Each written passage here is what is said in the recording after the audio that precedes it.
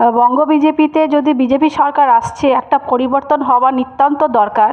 কেন এখানে মহিলা সুরক্ষাটা খুব খুব দরকার। বিজেপি প্রচার খুব ভালো করে হচ্ছে, হিন্দুত্ব প্রচারটা হচ্ছে।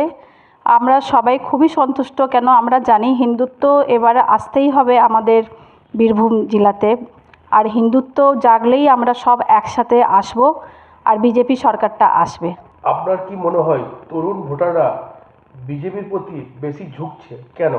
বিজেপির প্রতি এই জন্যে বেশি ঝুঁকছে কি, বিজেপি আমাদের ভারতে তো সব জায়গায় আছে, অনেক রাজ্যেতে যেখানে ভালো ভালো কাজ করেছে, উত্তরপ্রদেশে ভালো কাজ করেছে, বিহারে কাজ করেছে।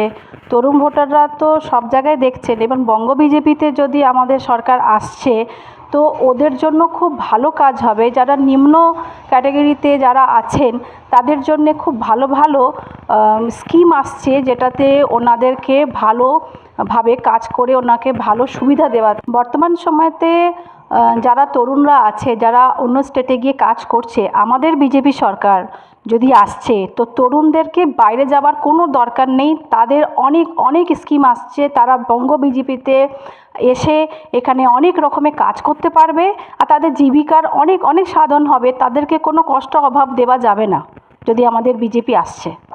আপনার কি বিশ্বাস করেন বাংলার ভবিষ্যতের জন্য সরকার পরিবর্তন জরুরি? খুব জরুরি। এটা সবাই জিনিসটা চায় কি এবারে বঙ্গ বিজেপিতে যদি বিজেপি সরকার আসছে, একটা পরিবর্তন হওয়া নিতান্ত দরকার। কেন এখানে মহিলা সুরক্ষাটা খুব খুব দরকার।